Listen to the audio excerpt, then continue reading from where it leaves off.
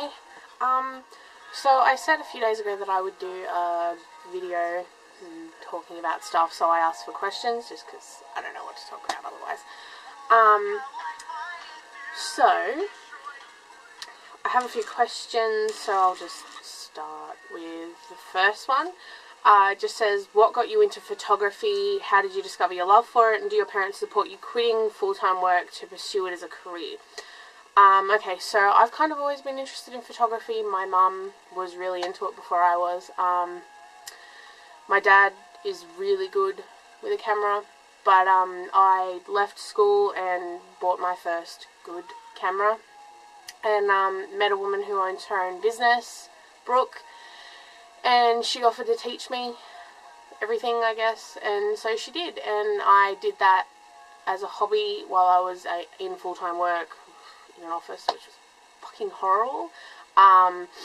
But then, yeah, I quit my office job and started doing photography full-time, so I don't know, my parents are supportive. I mean, they've supported me with everything I wanted to do in life.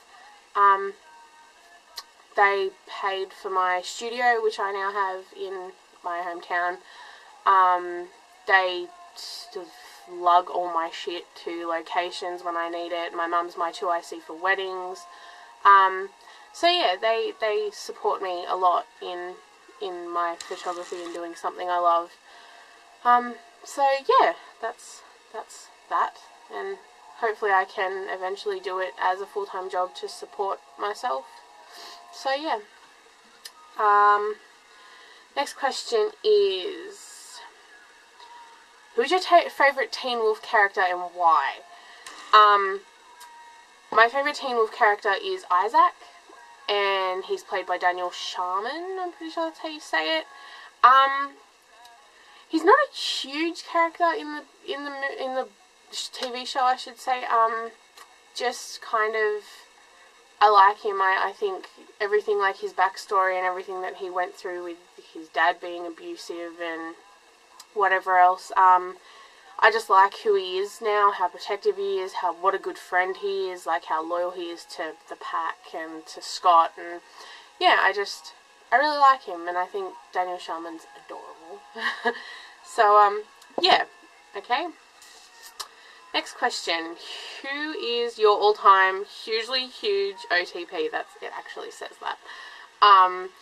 My all-time OTP would have to be Derek and Styles from Teen Wolf.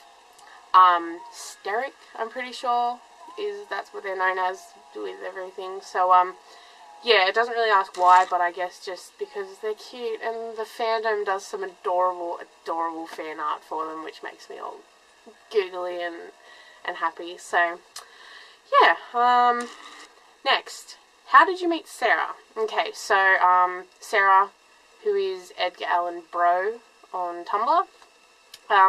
She's my best friend, one of my best friends. I met her when I was like 5.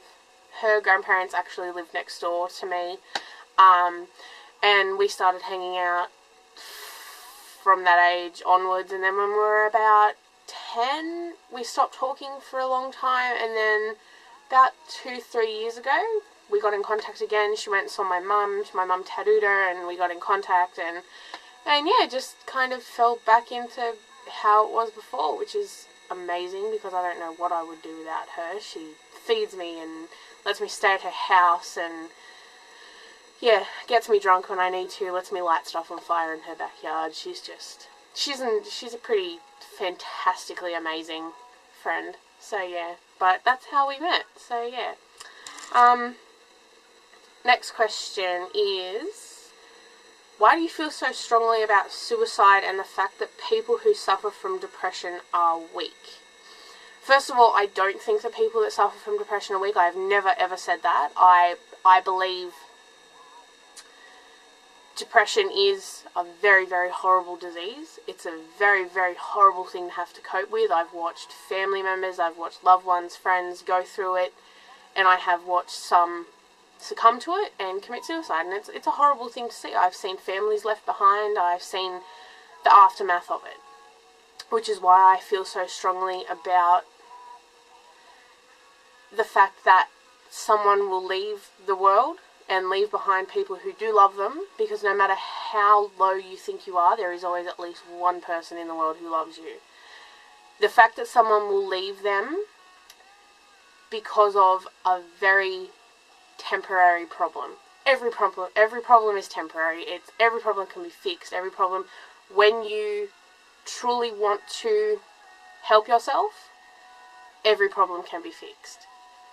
Turn to someone, turn to a friend, a family member, a therapist, a psychologist, whatever.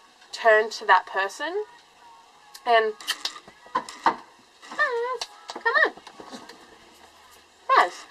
And yeah, turn to them, talk to anyone. To find someone on Tumblr. There are millions of blogs on Tumblr that offer their help every day. Find someone, turn to them, talk to them. My issue with suicide being the weak way out is, as I said, I've seen the people that it leaves behind. I've seen the aftermath of someone dying. I've seen a daughter and a son lose their mother. I've seen a whole school brought to their knees because they lost a member of that school dynamic. I've seen friends. I've seen it truly doesn't end when that person's life ends. There are people left behind after that are truly lost, and that's what annoys me with that. It's not that that depression is weak at all. I don't think that, but I truly think suicide is the gutless way out. I'll stick to that. I'll stick to that opinion because that is what I think. I think you're leaving behind a life that you were entrusted with, given, however you want to look at it. You're leaving that behind for what might seem like the most horrific thing in the world. It might be the biggest problem you could possibly imagine, but it still can be fixed. It still can be helped. So yeah, that's my thing. As I said, depression, not weak at all. It's a horrible, horrible thing, but there are ways around it. So yeah. Next question. Do you have any embarrassing sex stories? Not really sex stories, I wouldn't think. I've been pretty lucky with that. I was making out with a guy in his car, and I had my back against my back against the steering wheel. We had music blaring, doing the do, and someone knocked on the window, said that the horn had been blaring for the last 5-10 minutes and we couldn't hear it over the music. So yeah, that's about it, I think, for the embarrassing sex stories. Like I said, I've been pretty lucky with not having any horrific, oh my god, kind of stories. The next question is, can you read your favourite book or just a section of it? So obviously I'm not going to read a whole book because we'll be here for years. So I have The Pact by Jodi Picoult. It's a really heartbreaking book, but I love it. I've read it, as you can tell by the pages and the cover. I've read it a lot. It's like tear stains on the pages. Very, very heartbreaking book, but I strongly suggest you read it. I'm just going to read the first paragraph of it because I think it's like a summary of, and gets you into the book. So I'm going to read this and then you all have to go and read it. Okay, so it says, so now, November 1997.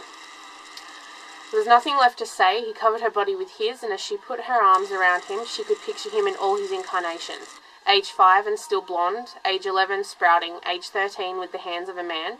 The moon rolled, slow-eyed in the night sky, and she breathed in the scent of his skin. I love you, she said. He kissed her so gently she wondered if she had imagined it. She pulled back slightly to look into his eyes, and then there was a shot. Okay, so that's it. You've listen to me blabber about shit. Met my dog, Mazz. Just made herself comfy behind me.